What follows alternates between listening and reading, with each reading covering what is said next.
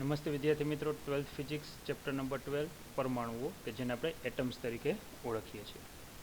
આ ચેપ્ટરની અંદર આપણે છે પરમાણુ શેનો બનેલો હોય છે, પરમાણુની આખી રચના કેવી હોય છે, જે રુથરફોર્ડે સમજાવી એ પ્રમાણે ગણતરી કરેલી છે. ત્યારબાદ છે નિલ્સ બોહરે જે પરમાણુમાં છે ઇલેક્ટ્રોનની ગોઠવણી કેવી હોય છે, ઇલેક્ટ્રોન કઈ રીતે ભ્રમણ કરતા હોય છે, ખાસ કરીને તેના અધિતર્કો કે ઇલેક્ટ્રોન એવી કક્ષામાં જ ભ્રમણ કરી શકે કે જેનું કોણીય વેગમાન h/2πના પૂર્ણ ગુણાંકમાં હોય. આવી કક્ષામાં ઇલેક્ટ્રોન ભ્રમણ કરતો હોય ત્યારે કોઈપણ પ્રકારની ઉર્જાનું ઉત્સર્જન કરતો નથી. આ કક્ષાને આપણે સ્થિર કક્ષા તરીકે ઓળખીએ છીએ. યાદ રાખીએ કે અહીં છે તેનું કોણીય વેગમાન h/2πના પૂર્ણ ગુણાંકમાં હોય, જ્યાં n બરાબર 1 2 3 4 5 6 અપ ટુ n સુધીની કોઈ પણ કિંમત હોઈ શકે. મીન્સ કે પૂર્ણાંક હોય, અપૂર્ણાંક હોઈ શકે નહીં. કહેવાનો અર્થ એ છે કે ઇલેક્ટ્રોન પહેલી કક્ષામાંથી સીધી બીજી કક્ષામાં જતો હોય ત્યારે વચ્ચેનો જે ક્રમ છે 1.1 1.2 1.3 એ એક પણ ક્રમ એમાં આવતા નથી. આ માત્ર ને માત્ર સૂક્ષ્મ કણો ઇલેક્ટ્રોન પ્રોટોન ન્યૂટ્રોન જેવા સૂક્ષ્મ કણો માટે જ લાગુ પડે છે. યાદ રાખીએ એટલા માટે આ વિજ્ઞાનને ક્વોન્ટમ ફિઝિક્સ કહેવાય છે, જેને છે પ્રચલિત યંત્રશાસ્ત્ર અથવા તો છે ક્વોન્ટમ મિકેનિક્સ તરીકે આને ઓળખવામાં આવે છે. બરાબર. ત્યારબાદ બીજો નિયમ એવો કીધો હતો કે જ્યારે ઇલેક્ટ્રોન વધુ ઉર્જાવાળા સ્તરમાંથી ઓછી ઉર્જાવાળા સ્તરમાં સંક્રાંતિ કરે એટલે કે ગતિ કરે ત્યારે પોતાનામાંથી ચોક્કસ આવૃત્તિવાળા ફોટોનનું ઉત્સર્જન કરે. આમ વધુ ઉર્જાવાળા સ્તર EI લઈએ, ઓછી ઉર્જાવાળો સ્તર EK લઈએ તો બંને વચ્ચે ઉર્જાનો તફાવત છે જેને આપણે HF સાઇન વડે દર્શાવીએ, જે HF એટલે કે ફોટોનની ઉર્જા છે. આનાથી ઊંધું ધારી લો ઇલેક્ટ્રોન છે ઓછી ઉર્જાવાળા સ્તર EKમાં હોય અને એને બહારથી ઉર્જા મળે તો એ વધુ ઉર્જાવાળા સ્તર EIમાં સંક્રાંતિ કરશે. જ્યારે ઓછામાંથી વધુમાં જાય ત્યારે હંમેશા છે ઉર્જામાં વધારો થતો હોય છે, જ્યારે વધુ ઉર્જાવાળા સ્તરમાંથી ઓછી ઉર્જાવાળા સ્તરમાં આવે ત્યારે હંમેશા ઉર્જામાં ઘટાડો થતો હોય છે. આ બે ખાસ અગત્યના પોઈન્ટ છે જેને બોહર અધિતર્ક કહેવાય છે, એ આપણે યાદ રાખવાના છે. બરાબર. ત્યાર પછી આગળ વધીએ તો કે છે બોહર મોડેલ ઉપર આધારિત ઇલેક્ટ્રોનની nમી કક્ષાનું ત્રિજ્યાનું આપણે સૂત્ર મેળવ્યું હતું. મેં તમને એવું કીધું હતું કે આ સૂત્ર તમારે માત્ર સૂત્ર, પ્રશ્ન તો આખો હોમવર્કમાં લખવાનો જ છે, પણ માત્ર જે સૂત્ર છે Rn બરાબર n² h² ε0/π/z²m એ યાદ રાખવાનું છે, જેમાં n અને z એ બંને ચલિત છે, કક્ષાનો ક્રમ અને જે તે તત્વનો પરમાણુ ક્રમાંક બદલી શકે, બાકીની બધી કિંમત અચળ છે. એટલે સૂત્ર બને r ચલે છે n²/z. આ આપણે એક યાદ રાખવાનું છે, એનો હું અત્યારે ઉપયોગ પાછો કરીશ. આના ઉપરથી મેં ઉર્જાનું સૂત્ર મેળવ્યું હતું. ઉર્જાનું સૂત્ર અગાઉ પણ મેળવી લીધું હતું, એટલે કે મેં આમાં ડાયરેક્ટ લઈને સીધું આરની કિંમત મૂકી હતી. આરની કિંમત મૂકતા મને આ સૂત્ર કંઈક આ રીતે મળ્યું હતું કે છે -me⁻⁴/8 s²ε0² into z²/n². z અને n ને બાર એટલા માટે રાખ્યા છે કારણ કે એ બેની વેલ્યુ ચલિત છે, બદલી શકે. બાકીની બધી કિંમત તમે જુઓ, ઇલેક્ટ્રોનનું દળ અચળ રહે, વીજભાર અચળ રહે, એચની કિંમત અચળ રહે અને શૂન્યાવકાશની પરમિટિવિટી જેની કિંમત અચળ રહે. જો હું આ me⁴/8 s²ε0² એમાં બધાનો કિંમત મૂકું અને સાદરૂપ આપું તો મને કંઈક -2.18 ગુણ્યા, ટૂંકમાં માઇનસ તો આપણે બતાવે છે કે આ ઉર્જા ઋણ છે, એટલે કે 2.18 ગુણ્યા 10⁻18 જેટલી મળે છે. પણ આ ઉર્જા જૂલમાં મળે છે. અહીંયા જો હું z બરાબર 1 લઈ લઉં અને છેદમાં n² મૂકું તો મને છે હાઇડ્રોજન પરમાણુની દાખલા તરીકે આમાં કોઈ પણ કક્ષામાં છે ઉર્જા શોધવી હોય તો હું જૂલના સૂત્ર મુજબ ગણી શકું છું. આ સૂત્ર તમારે ખાસ યાદ રાખવાનું છે જીનીટ માટે. મોટાભાગે તમારે છે ઉર્જા ઇલેક્ટ્રોન વોલ્ટમાં પૂછાશે, કારણ કે સૂક્ષ્મ કણોની ઉર્જા ઇલેક્ટ્રોન વોલ્ટમાં હોય. જો હું આને ઇલેક્ટ્રોન વોલ્ટમાં ફેરવું તો ભાગ્યા 1.6 × 10⁻⁹ કરવા પડે તો આખું ઉર્જાનું મને જે સૂત્ર મળે છે એ કંઈક એવું મળે છે -13.6/n² ઇલેક્ટ્રોન વોલ્ટ. જ્યાં n બરાબર છે કક્ષાનો ક્રમ, દાખલા તરીકે પહેલી કક્ષાની ઉર્જા ગણવી હોય તો એ n બરાબર 1 મૂકવાનું, બીજાની ગણવી હોય તો n બરાબર 2 મૂકવાનું. બરાબર છે. આ ખાસ આપણે છે એક યાદ રાખવાનું છે. હવે અહીંથી આપણે છે આજનું છે ન્યૂ ટોપિક છે, ટોપિક તો એ જ છે પરંતુ છે નવું સેશન છે એ સ્ટાર્ટ કરીએ છીએ. શું છે વાત આખી એની પણ આપણે ચર્ચા કરીએ. આપણને એવું કીધું છે કે પરમાણુમાં ઇલેક્ટ્રોનની કુલ ઉર્જાનું સૂત્ર આપણને કંઈક એવું આપેલું છે -me⁴/8 ε0² ઇન્ટુ z²/n². કઈ પૂર્વધારણા આધારે મેળવેલ છે અને એ ક્યારે સાચું છે એવું કીધું છે. યાદ રાખીએ કે આ ત્યારે જ સાચું કીધું છે કે જ્યારે છે કેન્દ્રીય વિસ્તાર છે, જેને આપણે પ્રોટોન કહીએ છીએ, એનાથી r જેટલા અંતરે ઇલેક્ટ્રોન છે કોઈ વર્તુળાકાર માર્ગે ભ્રમણ કરે છે.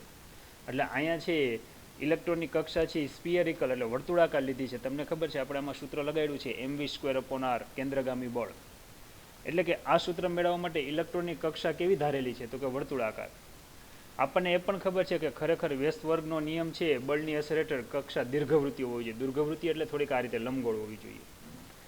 જોકે સૂર્યની આસપાસ ગ્રહની કક્ષા આપણને ખબર છે કે દીર્ઘવૃત્તિ જ છે. આપણે આ ધોરણ 8માં જે ગુરુત્વાકર્ષણ ચેપ્ટર હતું 8 એમાં બહુ સારી રીતે અભ્યાસ કરી ગયા છીએ.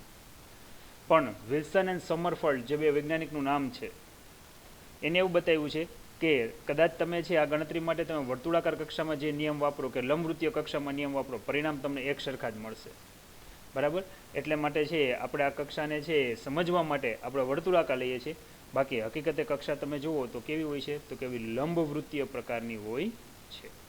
એટલા માટે કીધું છે કે આ સૂત્ર ક્યારે સાચું છે? જ્યારે કક્ષા લંબવૃત્તીય હોય ત્યારે. પરંતુ એનો બહુ ડિફરન્સ એટલો બધો જોવા નથી મળતો ત્રિજ્યાના સંદર્ભમાં. એટલા માટે આપણે છે આ ત્રિજ્યાઓ મોટા ભાગે છે આધારે એની કક્ષા છે વર્તુળાકાર લઈએ છીએ. ત્યાર પછી છે વિદ્યાર્થી મિત્રો આનો એક સ્ક્રીનશોટ લઈ લેજો. આ જે વસ્તુ છે એ ચોપડીમાં ક્યાંય નથી. બરાબર છે? અને આ જે સૂત્ર છે કોષ્ટક બરાબર બધા પાકું કરી નાખજો. બરાબર? હું તો કહું 10-10 વાર લખીને પાકું કરજો. જો તમને આ સૂત્ર આવડે તો આ પાઠના 7 માર્ક છે, સાથે 7 માર્ક તમને આવડે. શું કામ? કારણ કે આખી આમાં જો બાયોગ્રાફી આપી દીધી છે પાઠની. શું બાયોગ્રાફી છે એ તમે જુઓ. પહેલો પ્રશ્ન છે ત્રિજ્યા. ત્રિજ્યાને આપણે રેડિયસ વડે દર્શાવીએ છીએ. હમણાં જ સૂત્ર મેળવ્યું. મેં તમને આ સૂત્ર લાસ્ટ પીરિયડમાં પાકું કરવા આપેલું હતું. સૂત્ર શું છે કે n²h²ε0/π/z²m. તમે જોઈ શકો છો. બરાબર છે? આ રીતનું સૂત્ર છે. અહીંયા છે તમને ખબર છે કે ε0 ની કિંમત શું થાય? તો કે 1/k. k થી ઇન્વર્સ એટલે ε0 લઈએ છીએ. એટલે એની કિંમત મૂકીને પણ સાદુરૂપ આપી શકો. પણ આપણે આ સૂત્ર યાદ રાખજો. અહીંયા ε0 ની કિંમત મૂકો તો સૂત્ર છે 4π ના સંદર્ભમાં પણ તમે લખી શકો છો. આ યાદ રાખજો. ત્યાર પછી આગળ વધીએ તો કે આમાં ચલિત પદ કયા છે? તો કે માત્ર 2. કયા કયા? જો તમારે નીટ માટે આ સૂત્ર વધારે ઇમ્પોર્ટન્ટ છે. કારણ કે તમને એવું કીધું હશે કે હાઇડ્રોજન પરમાણુની ત્રિજ્યા પહેલી કક્ષાની ત્રિજ્યા આટલી છે, તો હિલિયમ પરમાણુની બીજી કક્ષાની ત્રિજ્યા કેટલી હોય? ધ્યાન આપો. પહેલી કક્ષા એટલે n=1 બંને માટે. એક વખત z બરાબર હિલિયમ મૂકવાનું છે અને એક વખત z બરાબર હાઇડ્રોજન મૂકવાનું છે. હાઇડ્રોજન મૂકતા હોય ત્યારે એનો પરમાણુ ક્રમાંક 1 છે, હિલિયમ મૂકતા હોય ત્યારે 2 છે. આ રીતે નોંધી શકાય. હવે બોહર ત્રિજ્યા, આ જે સૂત્ર છે આ સૂત્ર કંઈક આપણને આપેલું છે. શું છે? બોહર ત્રિજ્યાનું સૂત્રમાં આપણને એવું કીધું છે બોહર ત્રિજ્યા એટલે કે પહેલી ત્રિજ્યા. તો મારે અહીં શું મૂકવું પડે? આ જે સમીકરણ છે આ સમીકરણમાં મારે n=1 મૂકવું પડે. જો હજી હું n=1 મૂકું તો શું વધે? તો કે h²ε0/π/z²m. યાદ રાખો, ઘણીવાર દાખલામાં તમને એમ કહેશે કે બોહર કક્ષાની ત્રિજ્યા મેળવો ત્યારે હંમેશા n=1 લેવાનું રહેશે. બરાબર છે? હવે તમે ઉપરનું સૂત્ર યાદ રાખો એટલે બોહર કક્ષા એટલે પહેલી જ આવે એટલે આપણને યાદ રહી જાય એમ છે. એનો અર્થ એવો થયો કે બોહર કક્ષાની ત્રિજ્યા પૂછે તો એ માત્ર ને માત્ર તમે ઉપરના સમીકરણમાં જોઈ શકો છો n=1 મૂકી દો તો એને a0 વડે દર્શાવીએ તો ચલે છે 1/z. બોહર કક્ષા એટલે n=1. આ ખાસ તમારે યાદ રાખવાનું. બરાબર? પછી કીધું છે રેખીય વેગ. હવે તમને એમ થાય કે સાહેબ આ રેખીય વેગનું સૂત્ર કઈ રીતે મેળવેલું હશે? તો આપણે અહીં મેળવેલું જ છે. જો તમને ખબર છે અહીંયા જ્યારે સાદુરૂપ આપ્યું તો જુઓ આ રેખીય વેગનું સૂત્ર છે nh/2πmr. બરાબર છે? હવે એ બધા હું તમને અહીં સમજાવી દઉં છું. આ તમારે ડાયરેક્ટ યાદ રાખવાના છે. જો તમે જોઈ શકો છો. બરાબર છે? આ રેખીય વેગ છે nમી કક્ષા માટે એનું આ સૂત્ર છે. એના જુદા જુદા સ્વરૂપમાં તમે આ રીતે યાદ રાખી શકો છો. એનો અર્થ એવો થયો કે તમારા માટે અગત્યનું આ છે કે વેગ જ્યારે પૂછાય ત્યારે યાદ રાખવાનું વેગ છે પરમાણુ ક્રમાંકના સમપ્રમાણમાં હોય છે, જ્યારે કક્ષાના ક્રમના વ્યસ્ત પ્રમાણમાં હોય છે. ત્યાર પછી આગળ વધીએ તો કે કક્ષીય વેગ ઓમેગા. આ સૂત્ર પણ આપણે આગળના સમીકરણ ઉપરથી જ લીધું છે. બરાબર? ટૂંકમાં એના જુદા જુદા સ્વરૂપ છે. આમાં ક્યાંય ગોખવાનું નથી. આપણને આ એક સૂત્ર આવડે ને આર વાળું એટલે આપણને બધા સૂત્ર આવડે. શું કામ? જો હું તમને કહું, તમને આર વાળું સૂત્ર આવડે એટલે તમારે એક આ કિંમત મૂકવાની છે. આપણે ક્યાંક લખીએ જગ્યા હોય તો, જેમ કે તમને ખબર છે mv/r બરાબર શું થાય? l. તો અહીં તમે ગમે તે એકને સૂત્રો આરની જગ્યાએ તમે છે mv/l આ રીતે સૂત્રોનો કરતા બનાવી શકો. વીને ટાર્ગેટ કરો બરાબર તો l/m/r મૂકી શકો. l બરાબર શું થાય? તો કે nh/ શું થાય? 2π. બરાબર? હવે આ રીતે તમે કોઈ પણ સૂત્રને છે કરતા બનાવીને આગળ વધી શકો છો. તો તમારે માત્ર ને માત્ર શું યાદ રાખવાનું છે? l=mv/r. ત્યાર પછી છે કોણીય વેગ. બરાબર છે? કોણીય વેગ એટલે કે ઓમેગા થાય. એ પણ આપણને સૂત્ર આવડે જ છે. વધારામાં જો તમારે વધારે યાદ રાખવું હોય તો આપણને ખબર છે v બરાબર શું થાય? તો કે ω × r થાય. એટલે આ બધા એકબીજા ઉપર આધારિત જ છે. આથી આપણે એ યાદ રખાય કે ઓમેગા છે એ પરમાણુ ક્રમાંકના છે વર્ગના સમપ્રમાણમાં છે, જ્યારે છે કક્ષાના ક્રમના ઘનના વ્યસ્ત પ્રમાણમાં છે. યાદ રાખીએ વિદ્યાર્થી મિત્રો આવૃત્તિ, જેને આપણે એફ વડે બતાવીએ, આપણી ચોપડીમાં એને ન્યૂ સાઇન આપેલું છે.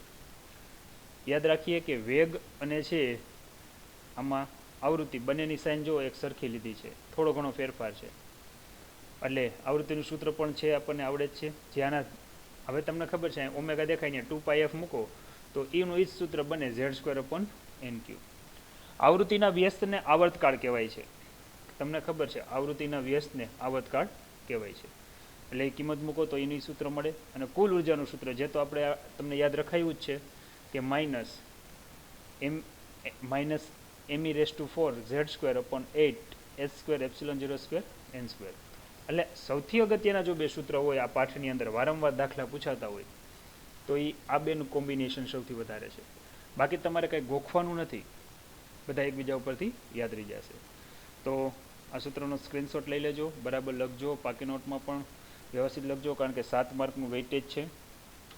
બરાબર. હવે આગળ વધીએ કે પરમાણુની ધરાવસ્થા કોને કહેવાય છે. ધરાવસ્થા એટલે પહેલી કક્ષા. અને હાઇડ્રોજન પરમાણુની આયનીકરણ ઉર્જા અને ઉત્તેજિત ઉર્જા કોને કહેવાય, આવો શબ્દ વાપર્યો છે. હવે વિદ્યાર્થી મિત્રો ધરાવસ્થા શબ્દ વાપર્યો છે તો આપણે પહેલાં તો આપણને સૂત્ર આવડે છે કે હાઇડ્રોજન પરમાણુની કુલ ઉર્જાનું સૂત્ર શું છે, તો કે nમી કક્ષાની ઉર્જાનું સૂત્ર આ છે -mz²e⁴ 8n²s²ε0. તમને ખબર છે આમાં હું ઝેડ અને એનને બહાર રાખું અને બાકી બધાનું સાદુરૂપ આપું તો મને સાદુરૂપ કંઈક આવું મળે છે કે nમી કક્ષાનું ઉર્જાનું સૂત્ર મળે છે -13.6 z²/n². આપણને ખબર છે કે અહીંયા ઇલેક્ટ્રોન જકડાયેલો છે, ઇલેક્ટ્રોન બહાર જઈ શકતો નથી. એનો અર્થ એવો થયો કે કુલ ઉર્જા ઋણ છે, સ્થિતિ ઉર્જા વધારે છે ગતિ ઉર્જા કરતાં. આથી આપણે અહીંયા છે જો એવું કીધું છે કે જેમ એનનું મૂલ્ય વધતું જાય, કારણ કે અહીં તમે જોઈ શકો છો ઉર્જા ચલે છે 1/n, જેમ કક્ષાનો ક્રમ વધતો જાય એમ છે ઉર્જાનું મૂલ્ય ઘટતું જાય. કહેવાનો અર્થ એ છે કે હાઇડ્રોજન પરમાણુમાં ઘણી બધી કક્ષાઓ હોય છે કે કોઈ પણ પરમાણુમાં. એમાં પહેલી કક્ષા, બીજી કક્ષા, ત્રીજી કક્ષા, જેમ કક્ષાનો ક્રમ વધે એમ છે ન્યુક્લિયસ દ્વારા તેના ઉપર લાગતું આકર્ષણ બળ ઘટતું જાય છે, એટલે કે ઉર્જા ઘટે છે. બરાબર છે. આમ ન્યુક્લિયસથી દૂરની કક્ષાઓમાં છે ઇલેક્ટ્રોનની ઉર્જા ક્રમશઃ વધે છે. એટલે કયા સંદર્ભમાં કીધું છે વધે છે? ઋણ મૂલ્યના સંદર્ભમાં ઘટે છે અને ધન મૂલ્યના સંદર્ભમાં વધે છે. પણ આપણે એવું યાદ રાખવાનું કે ઇલેક્ટ્રોન આ રીતે છે તો તમારે યાદ રાખવાનું કે જે ન્યુક્લિયસની નજીક હોય ને એની ઉર્જા વધુ હોય, ન્યુક્લિયસની દૂર હોય ને એની ઉર્જા કેવી હોય? ઓછી હોય. બહારથી તમે આને ઉર્જા આપો ને તો પહેલાં હંમેશા છેવાડાના હોય ને એ નીકળે, કોઈ દિવસ છે ન્યુક્લિયસની નજીકના છે એ પહેલાં બહાર નીકળશે નહીં. બરાબર છે. હવે જ્યારે ન્યુક્લિયસ સૌથી નજીક એટલે કે n=1 કક્ષામાં ઇલેક્ટ્રોન ભ્રમણ કરતો હોય ન્યુક્લિયસની, ત્યારે તેની લઘુત્તમ એટલે મહત્તમ ઉર્જા હોય છે. આમ પરમાણુના નિમ્ન અવસ્થાને જો આ લઘુત્તમ ને મહત્તમમાં તમને ગૂંચવાડો કરશે. તમારે યાદ રાખવાનું કે જેમ ન્યુક્લિયસની નજીક એમ એની ઉર્જા વધુ. આપણે હું તમને સાદુરૂપ અપાવું છું. હવે સૂત્ર આપણને ખબર છે કેવું છે. જો કુલ ઉર્જાનું સૂત્ર છે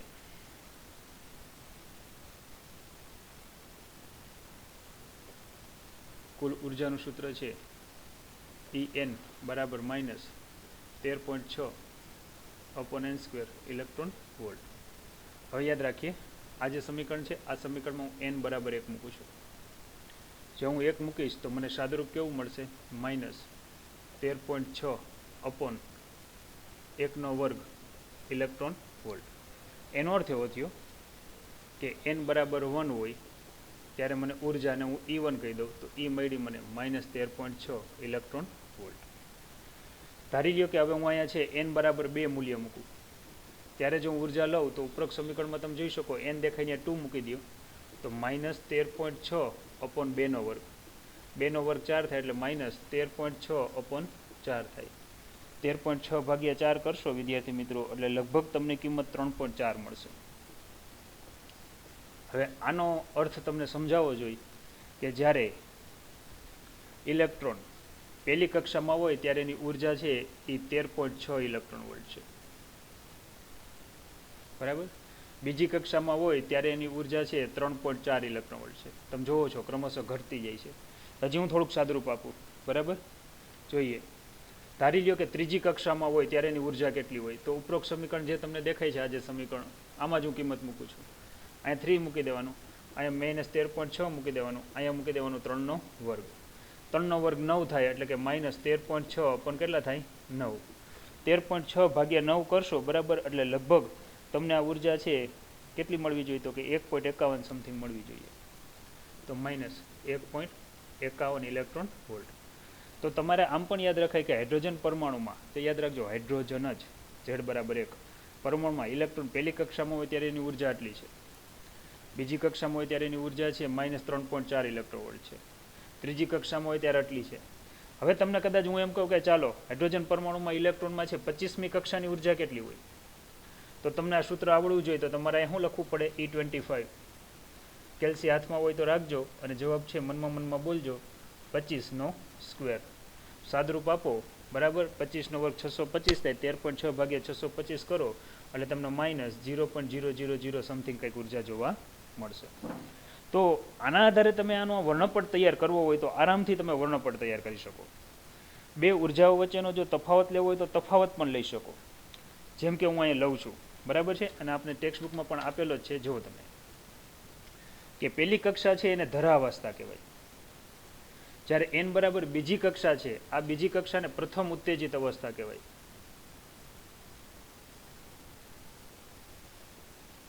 પ્રથમ ઉત્તેજિત. નિમ્ન કક્ષામાંથી ઇલેક્ટ્રોનને પ્રથમ ઉત્તેજિત કક્ષામાં જવું હોય ત્યારે ઉર્જાનો તફાવત જો આપણે હમણાં મેળવ્યું કે આ જે છે પહેલી કક્ષાની ઉર્જા છે, આ જે છે બીજી કક્ષાની ઉર્જા છે, આ ત્રીજી કક્ષાની ઉર્જા છે, આ ચોથી કક્ષાની ઉર્જા છે. તો તમે જોઈ શકો છો કે બે વચ્ચે ઉર્જાનો તફાવત કેટલો. ધારી લ્યો ઇલેક્ટ્રોન પહેલી કક્ષામાંથી બીજી કક્ષામાં સંક્રાંતિ કરે છે, તો તમારે આની ઉર્જા ગણવી છે. તો તમારે ઉર્જા હંમેશા કઈ રીતે ગણવાની થાય? તો કે તમારે હંમેશા બીજી કક્ષામાંથી પહેલી કક્ષામાં સંક્રાંતિ થઈ છે એ રીતે તફાવત લેવાનો રહે. એટલે કહેવાનો અર્થ એ છે કે અંતિમ ઉર્જા માઇનસ શું આવશે? પ્રારંભિક ઉર્જા. ચાલો આની ગણતરી કરીએ. યાદ રાખો, અહીંયા સંક્રાંતિ ક્યાંથી ક્યાં આપણે જોઈએ છીએ? તો કે બીજીથી પહેલી કક્ષાથી બીજી કક્ષા વચ્ચે. હવે બીજી કક્ષાની ઉર્જા જુઓ કેટલી છે? -3.40. માઇનસ પહેલી કક્ષાની ઉર્જા કેટલી છે? તો કે -13.6. સાદરૂપ આપો, માઇનસ માઇનસ પ્લસ એટલે 13.6 -3.4. બેની ગણતરી કરો તો લગભગ મને આ બેની ગણતરી 10.2 ઇલેક્ટ્રોન વોલ્ટ જેવી જોવા મળે. એનો અર્થ એવો થયો, સમજો અહીંયા ખાસ, ઇલેક્ટ્રોન પહેલી કક્ષામાંથી બીજી કક્ષામાં જવું હોય તો એને કેટલી ઉર્જાની જરૂર પડે છે? 10.2 ઇલેક્ટ્રોન વોલ્ટની જરૂર પડે છે. બીજા અર્થમાં ઇલેક્ટ્રોન જ્યારે બીજી કક્ષામાંથી પહેલી કક્ષામાં સંક્રાંતિ કરે ત્યારે પોતાનામાંથી કેટલી ઉર્જાનું ઉત્સર્જન કરે છે? તો કે 10.2 ઇલેક્ટ્રોન વોલ્ટ. ટૂંકમાં નીચેની કક્ષામાંથી ઉપરની કક્ષામાં જાય તો આપણે એવું વિચારવાનું રહ્યું કે ઉર્જાનું શોષણ થયું, ઉપરથી નીચે આવે તો આપણે એવું વિચારવાનું રહ્યું ઉર્જાનું ઉત્સર્જન. હવે આ ક્રમ હું તમને કોઈ પણ રીતે આપી શકું છું. જો આગળ વધું, બરાબર, તો હવે છે આના ઉપરથી હું ઉર્જાના જુદા જુદા ક્રમ લઈ લો. ધારી લ્યો કે અહીંયા ઇલેક્ટ્રોન છે હવે સીધો પહેલામાંથી છે ગતિ કરીને સીધો ત્રીજામાં જાય છે. યાદ રાખો, ક્વોન્ટમ ફિઝિક્સ છે, પહેલામાંથી ત્રીજામાં જતો હોય ત્યારે વચ્ચે એક પણ ક્રમ ન આવે, બરાબર છે. આ ક્વોન્ટમ ફિઝિક્સ એવું કહે છે. એનો અર્થ એવો થયો મારે સંક્રાંતિ 1 થી 3 વચ્ચે ગણવી છે. આ મેં સંક્રાંતિ 1 થી 2 વચ્ચે ગણી, તો અંતિમ ઉર્જા માઇનસ મારે લેવી પડે પ્રારંભિક ઉર્જા. હવે અંતિમ ઉર્જા એટલે -1.51, પ્રારંભિક ઉર્જા એટલે -13.6. માઇનસ માઇનસ થાય પ્લસ, એટલે અહીંયા આવશે 1.51 પ્લસ અહીંયા આવશે 13.6. 13.6 માંથી 1.51 બાદ કરવું એટલે મને આ ઉર્જાનો તફાવત લગભગ કંઈક આવો મળે, 12.09 ઇલેક્ટ્રોન વોલ્ટ. બરાબર છે, 12.09 ઇલેક્ટ્રોન વોલ્ટ જેવો જોવા મળે છે. તો હવે વિદ્યાર્થી મિત્રો, એક માર્કમાં તમને ઘણીવાર પૂછાય કે ધારો હું એક સૂત્ર મૂકું છું, જોજો આપણે ગણતરી કરવી છે એટલા માટે, કે હાઇડ્રોજન પરમાણુમાં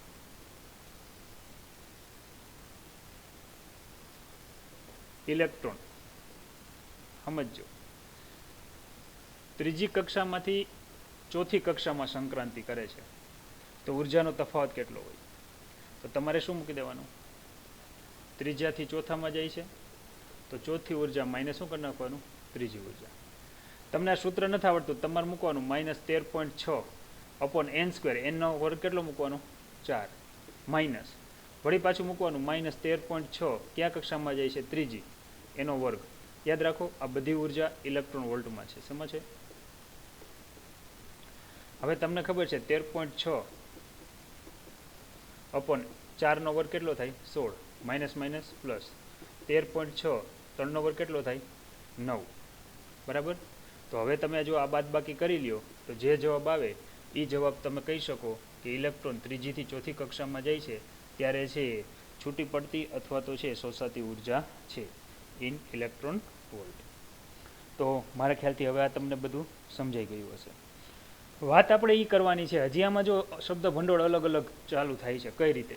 હવે હું અહીં મારી રીતે દોરું છું. આ પહેલી કક્ષા છે n બરાબર 1. n બરાબર 1 ને ધરાવસ્થા કહેવાય અથવા ધરાસ્થિતિ કહેવાય. ધરાસ્થિતિ ન બોલવી તો ભૂમિ અવસ્થા કહેવાય. યાદ રાખજો. અને આની અંદર ઉર્જા કેટલી છે એ આપણને ખબર છે -13.6 ઇલેક્ટ્રોન વોલ્ટ. તમે જોઈ શકો છો ત્યારે પછી જેવું હું અહીંયા n બરાબર 2 ક્રમ મૂકું છું ત્યારે મને જે ઉર્જા મળે છે એ 3.4 મળે છે. પહેલી કક્ષાને ધરાવસ્થા કહેવાય, ત્યાર બધી કક્ષાને ઉત્તેજિત કહેવાય. આને બોલે પ્રથમ ઉત્તેજિત, પ્રથમ ઉત્તેજિત અવસ્થા કહેવાય. ત્યાર પછી ક્રમશઃ આગળ વધુ બરાબર તો n બરાબર 3 લઉં તો આને 1.51 તરીકે લેવાય છે. 1.51 તરીકે લઉં તો આને છે બીજી ઉત્તેજિત અવસ્થા કહેવાય છે. ત્યાર પછી છે આગળ વધુ તો કે અહીંયા છે n બરાબર 4 લઉં તો આને તૃતીય, અને બીજી ન બોલવી તો દ્વિતીય પણ બોલાય. અને જે તૃતીય ન બોલવું હોય તો ત્રીજી પણ બોલાય.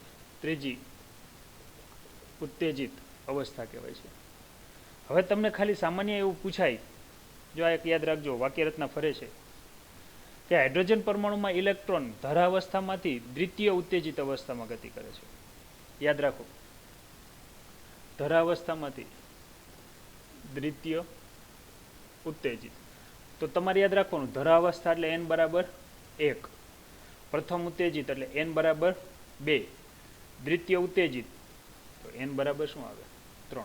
એનો અર્થ એવો થયો તમારે ગણતરી આ કરવાની છે.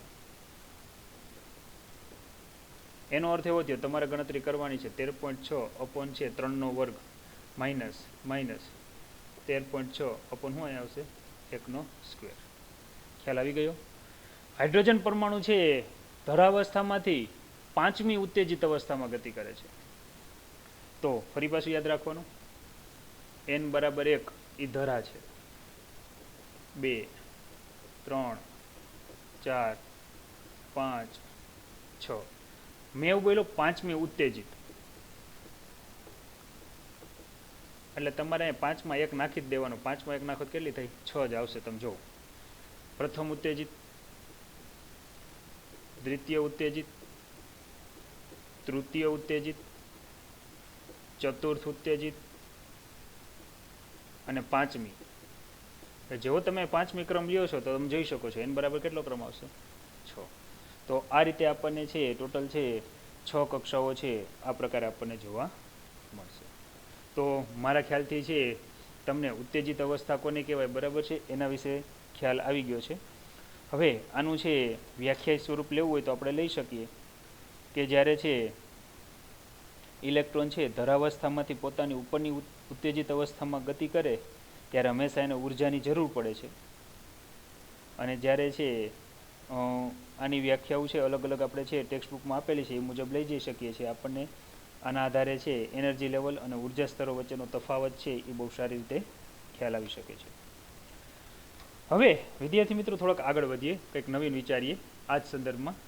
જેમ કે અહીં લખ્યું છે, જ્યારે હાઇડ્રોજન પરમાણુમાં ઇલેક્ટ્રોન ઊંચી ઉર્જાવાળા અવસ્થામાંથી નીચી ઉર્જાવાળા અવસ્થામાં સંક્રાંતિ કરે ત્યારે ઉત્સર્જાતી વિકિરણની આવૃત્તિ અને તરંગ સંખ્યાના સૂત્ર મેળવો.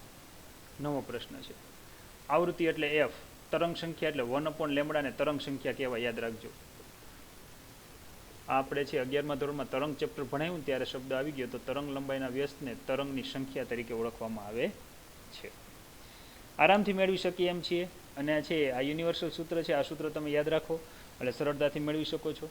જોઈએ શું છે કે બોહર મોડેલની જે પૂર્વધારણા છે એને એવું કીધું છે કે ઇલેક્ટ્રોન જ્યારે ઊંચી ઉર્જાવાળા એનઆઈ સ્તરમાંથી ચાલો ઊંચી ઉર્જાવાળો એનઆઈ સ્તરમાંથી નીચી ઉર્જાવાળા એનએફ સ્તરમાં, એટલે નીચી ઉર્જાવાળા એનએફ સ્તરમાં સંક્રાંતિ કરે છે ત્યારે તેમાં ઉર્જાનો તફાવત જેટલી ઉર્જાનું છે એ ઉત્સર્જન કરે છે. તો આપણે આ સમજાવ્યું જ છે કે ઊંચી ઉર્જાવાળા સ્તરની ઉર્જા છે એ આઈ વડે દર્શાવીએ અને એફ ઉર્જાવાળા સ્તરની ઉર્જાના સ્તરને એ એફ સાઇન વડે દર્શાવીએ તો આપણે હંમેશા છે બોહરના અધિતર્ક મુજબ બેની બાદબાકી કરવી પડે. જો હું બેની બાદબાકી કરું તો મને જે અહીંયા મળશે એ આઈથી એફ સંક્રાંતિ દરમિયાન ઉર્જાનો તફાવત મળશે, જેને હું એચએફ સાઇન વડે દર્શાવી શકું. બરાબર. તો ઉર્જાનું તો પહેલાં કુલ સૂત્ર આવડવું જોઈએ. તમને ખબર છે ઉર્જાનું સૂત્ર -me⁴/8 epsilon 0 square Z square N square. યાદ રાખીએ અહીંયા હાઇડ્રોજન પરમાણુ છે એટલે ઝેડ બરાબર 1 લીધો છે. હાઇડ્રોજન એટલે ઝેડ બરાબર 1. હવે જે આમાં એન દેખાય ત્યાં મારે એનઆઈ મૂકવાનું. ઊંચા ઉર્જાવાળા સ્તરની વાત કરતો હોઉં ત્યારે, જ્યારે નીચી ઉર્જાવાળા સ્તરની વાત કરતો હોઉં ત્યારે એન દેખાય ને મારે શું મૂકવાનું? એનઆઈ.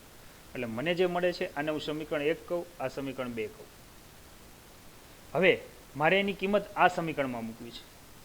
એનો અર્થ એવો થયો સમીકરણ 1 માંથી મારે 2 બાદ કરવું છે. તો મને શું મળે છે? હવે હું એની જે સાદુરૂપ લઉં છું એ આપણે ખાસ ધ્યાનમાં રાખશું. બરાબર છે.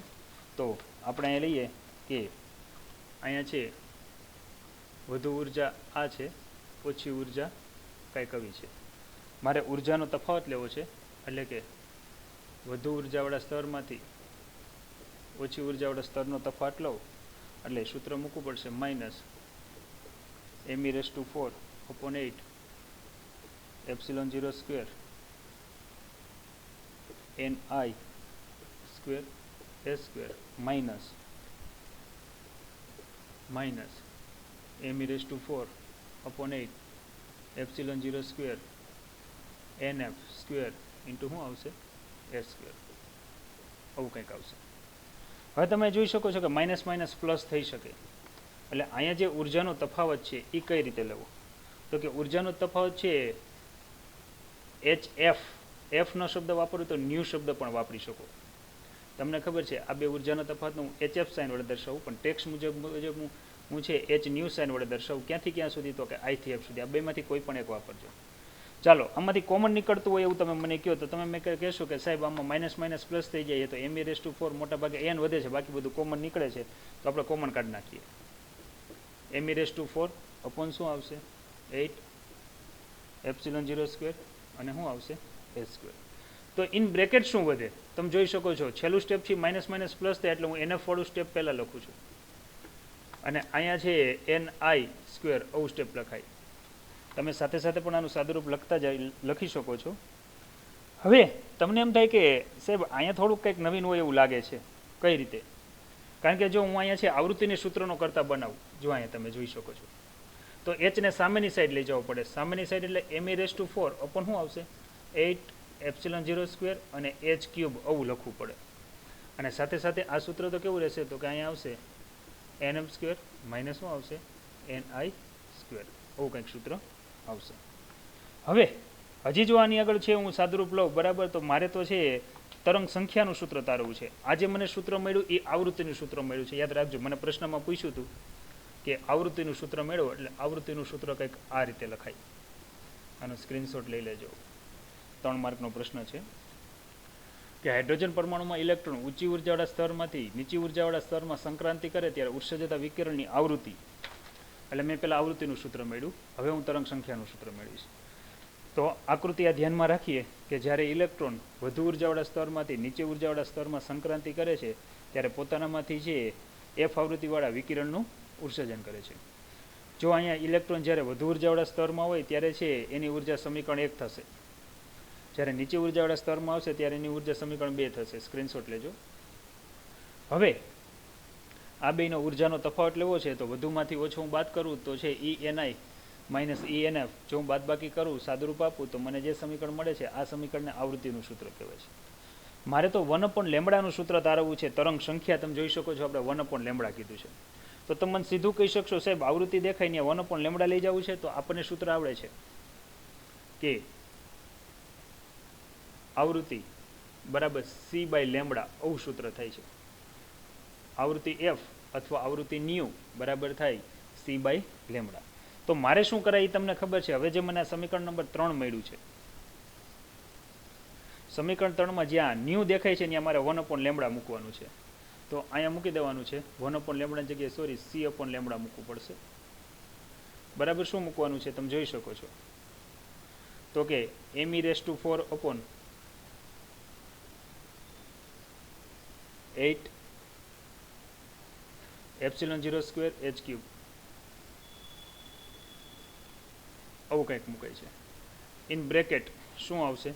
તો ઇન બ્રેકેટ આવશે 1/nf² - 1/ni², 1/nf² - 1/ni², આવું કંઈક આવે છે. જો હું અહીંયા કિંમત મૂકું તો કિંમત મને કેવી મળે છે એની વાત કરીએ.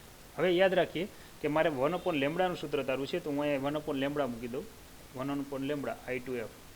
તો સીનું સાદુરૂપ હજી મારે આ બાજુ લાવવું પડશે. જો હું આ બાજુ લાવું તો અહીંયા આવશે 8 ε0² h³ ઇન્ટુ શું આવશે c, અને અહીંયા આવશે 1/ અહીંયા આવશે nf² - 1/ni², આવું કંઈક આવશે. વિદ્યાર્થી મિત્રો, આ જે સમીકરણ છે આ સમીકરણને તરંગ સંખ્યાનું સૂત્ર કહેવાય છે.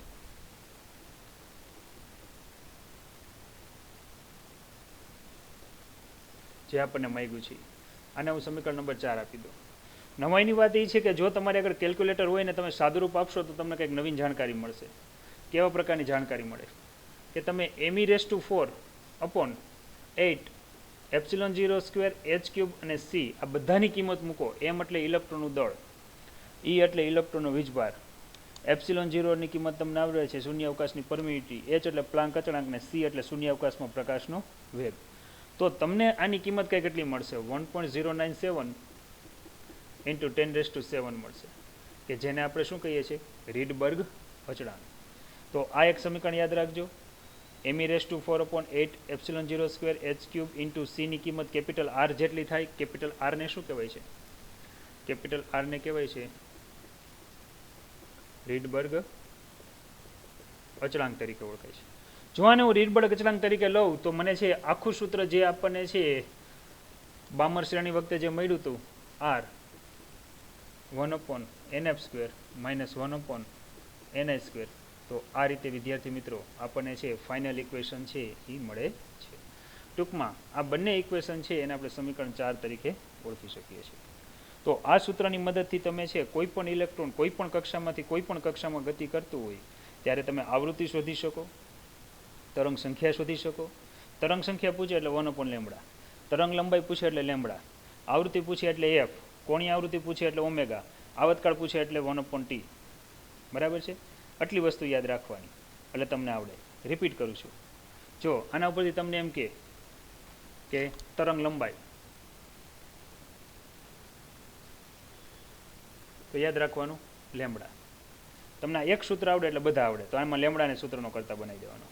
તમને એમ પૂછે કે તરંગ સંખ્યા, આ એક લખજો ખાસ અગત્યનું છે, તો કે 1/λ. તમને એમ પૂછે આવૃત્તિ, તો તમને ખબર છે કે શું આવશે? f. f બરાબર સૂત્ર તમને આવડે c/λ. ટૂંકમાં લેમ્બડાનું સૂત્ર યાદ રાખો, પછી તમારે કન્વર્ટ કરી જવાનું. ત્યાર પછી તમને પૂછે કોણીય આવૃત્તિ, અથવા તો તમને એમ પૂછે કોણીય આવૃત્તિ જ લઈ લો ચાલો, તો તમને ખબર છે ઓમેગા. ઓમેગા બરાબર શું થાય? 2πf. અથવા આને આમ પણ લખી શકાય 2πf ની જગ્યાએ શું આવશે? c/λ. c/λ. તમને પૂછે આવર્તકાળ, યાદ રાખો આવું બધું આવર્તકાળની તો નીટની પરીક્ષામાં પૂછશે કે જેને કેપિટલ T વડે દર્શાવે, તો એને કહેવાય 1/f. તો આને કહેવાય c/λ.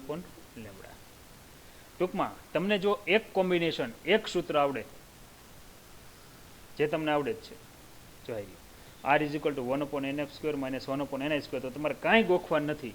તમને ખાલી છે 1/λ તરંગ સંખ્યા કહે તો 1/λના ફોર્મમાં લઈ જવાનું, તરંગ લંબાઈ કહે તો લેમ્બડાના સ્વરૂપમાં. લેમ્બડા મળી જાય ત્યાર પછી આવૃત્તિ કહે તો તમને સૂત્ર આવડવું જોઈએ f = c/λ. એમાં લેમ્બડાની જગ્યાએ તમારે કિંમત મૂકી દેવાની c/f. કોણીય આવૃત્તિ પૂછે કે આવતકાળ પૂછે તો આપણને વિદ્યાર્થી મિત્રો આ રીતે છે આપણને સૂત્ર આવડતા હોવા જોઈએ. આ પ્રશ્ન ખૂબ અગત્યનો છે. હાઇડ્રોજન વર્ણપટનો આખો રેખીય વર્ણપટ છે, એમાં જુદી જુદી છે ઉર્જાના સૂત્રો કઈ રીતે ગણતરી કરવી એની આપણે છે અત્યારે સાદુરૂપ આપ્યું. બરાબર છે. તમારે સ્ક્રીનશોટ લેવાય તો તમે લઈ શકો છો. પહેલું પદ, પહેલું સ્ટેપ, બીજું આવૃત્તિનું સૂત્ર, ત્રીજું અને આ ચોથું. હવે નવીન આપણે કાંઈ નથી ભણવું, પણ હજી થોડુંક આને મારે તમને આમાં ડીપમાં લઈ જવા છે. તમે જુઓ, આમાં એવું કીધું છે કે પરમાણુના ઉર્જા સ્તરો વચ્ચે સંક્રાંતિથી રેખીય વર્ણપટોની આકૃતિ દોરી સમજાવો. રેખીય વર્ણપટની સંક્રાંતિ એટલે કે ઉપરના સ્તરમાંથી જ્યારે નીચેના સ્તરમાં આવતું હોય ત્યારે એની આકૃતિ કેવી આવે. હવે આપણને ખબર છે કે જ્યારે વધુ ઉર્જાવાળા સ્તરમાંથી ઓછી ઉર્જાવાળા સ્તરમાં સંક્રાંતિ થતી હોય ત્યારે એનું સૂત્ર છે 1/λ બરાબર r 1/nf² - 1/ni². ધારી લ્યો કે ઇલેક્ટ્રોન, બરાબર છે, કે આપણને એમ કહે છે, આ રીતે હું વિચારું, આ n બરાબર 1 છે, આ n બરાબર 2 છે, n બરાબર 3, આવી બધી કક્ષાઓ આવેલી છે. જ્યારે ઇલેક્ટ્રોન છે, હું એવું કહું કે લાયમન શ્રેણી પૂછી હોય તમને, બરાબર છે, લાયમન શ્રેણીની આપણને ખબર છે, જુદી જુદી રેખા આપણને ખબર છે. લાયમન શ્રેણી એટલે પહેલો ક્રમ આવશે. એનો અર્થ એવો થયો કે તમને એમ પૂછે છે કે ચાલો બીજામાંથી પહેલી કક્ષામાં સંક્રાંતિ કરે, પહેલી એટલે યાદ રાખવાનું લાયમન,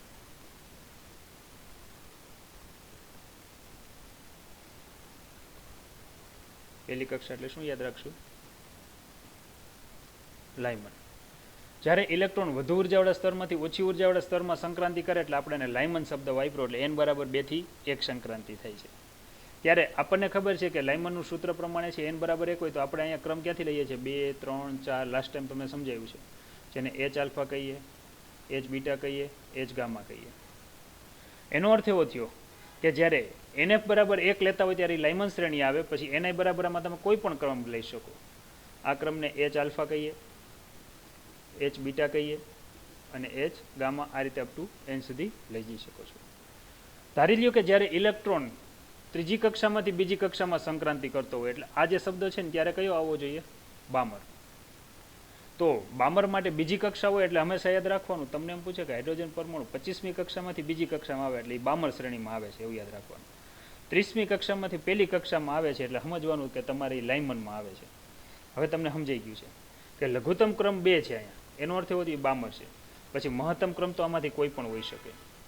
હવે તમને એમ કે હાઇડ્રોજન પરમાણુ 10મી કક્ષામાંથી ત્રીજી કક્ષામાં આવે છે, ત્રીજી, એનો અર્થ એવો થયો ત્રીજું એટલે કયું આવે? લાયમન, બામર, પછી આવશે પાસ્ચન, બરાબર. તો 3માં જ્યારે સંક્રાંતિ થતી હોય ત્યારે જે શ્રેણી મળે છે એને કહેવાય છે પાસ્ચન. તમને એમ કહે કે હાઇડ્રોજન પરમાણુ 10મી કક્ષામાંથી ચોથી કક્ષામાં આવે છે તો આપણે યાદ રાખવાનું લાયમન, બામર, પાસ્ચન અને બ્રેકેટ. ચોથી કક્ષા હોય ત્યારે હંમેશા કયો હોય? બ્રેકેટ. પછીનો ક્રમ તો તમે ગમે તે લઈ શકો, 5થી, ટૂંકમાં જે 4 હોય 4 કરતાં મોટો. અને આ જ રીતે જ્યારે કોઈ પણ ઇલેક્ટ્રોન કોઈ પણ કક્ષામાંથી 5મામાં જતો હોય ત્યારે એને ફંડ શ્રેણી કહેવામાં આવે છે. તો આ રીતે છે આપણે આને યાદ રાખી શકીએ છીએ. આની જો આપણે આકૃતિ દોરવા બેસીએ તો અહીંયા મેં જે આકૃતિ દોરી એ જ પ્રકારે દોરવાની છે. જેમ કે અહીં હું ફરીવાર દોરું આકૃતિ, જો અહીં દોરેલી જ છે. ધરાવસ્થા બીજી કક્ષામાંથી પહેલી કક્ષામાં જાય છે એટલે લાયમન, પણ h આલ્ફા રેખા, h આલ્ફા. પછી ત્રીજામાંથી પહેલામાં આવે છે ત્યારે h બીટા, ચોથામાંથી પહેલામાં આવે છે h ગામા. ટૂંકમાં પહેલામાં જેટલી સંક્રાંતિ થશે એ બધી કઈ હશે? તો કે લાયમન. એ જ રીતે ત્યાર પછી ઉત્તેજિત અવસ્થામાંથી બીજામાં જેટલી સંક્રાંતિ થાય આ બીજી કક્ષા એટલે કઈ આવશે? બામર. ત્રીજી એટલે કઈ આવે? પાસ્ચન. ચોથી એટલે કઈ આવશે? લાયમન, બામર, પાસ્ચન, બ્રેકેટ, એટલે કે ચોથી એટલે બ્રેકેટ. અને 5મી કક્ષા આવે એટલે અહીંયા કઈ આવશે? ફંડ. યાદ રાખીએ. તો આ રીતે વિદ્યાર્થી મિત્રો એક દોરવાનું છે, દોરીને આપણે યાદ રાખવાનું છે. લાસ્ટ ટાઈમ મેં તમને એવું કીધું હતું કેમિસ્ટ્રીમાં તમારે કંઈક આવી આકૃતિ આવતી, હું દોરવા ટ્રાય કરતો હતો પણ મારાથી નહોતી દોરાણી, જોઈએ એવી પ્રકારે મેં તમને સમજાવ્યું હતું પણ ખરા લગભગ, કે કેમિસ્ટ્રીમાં તમારે લગભગ આવી એકાદી આકૃતિ આવતી તેવો મેં શબ્દ પણ વાપર્યો હતો. જો અહીંયા બરાબર છે, આપણે દોરી છે કે નહીં, ક્યાંક દોરેલી છે, મને જેવું તેવું યાદ છે. બરાબર, એ આકૃતિ છે વિદ્યાર્થી મિત્રો, આના ઉપરથી છે આખી આખી સેટ થઈ છે, આના ઉપરથી નક્કી થઈ છે. આજે હોમવર્કમાં તમને જે કોષ્ટક આપું છું ને બહુ અગત્યના છે. લાયમન શ્રેણીમાં લઘુત્તમ ક્રમ 1 આવે, મહત્તમ કોઈ પણ આવી શકે. કયા વિભાગમાં જોવા મળે છે? તો 1 માર્કમાં ખાસ યાદ રાખવાનું, લાયમન હંમેશા પારજાંબલી આવે, બામર છે એ દ્રશ્ય વિભાગમાં આવે, અને બાકીની 3 શ્રેણી પાર રક્તમાં આવે એટલે ઇન્ફ્રારેડમાં આવે છે. અને કેમ યાદ રાખવાનું? તો પેલો શબ્દ યાદ રાખવાનો લા બા પા, એટલે લાયમન બામર પાસ્ચન અને બ્રેફ. ફરીવાર યાદ રાખવાની ટેકનિક, લા બા પા, લા બા પા બ્રે ફ, લાયમન બામર પાસ્ચન બ્રેકેટ અને ફન. આ રીતે છે આપણે આને યાદ રાખવાની છે. બરાબર? તો આ રીતે યાદ રાખજો અને છે સરળતાથી છે આ બધા પ્રશ્ન આપણને છે યાદ રહી જાય એમ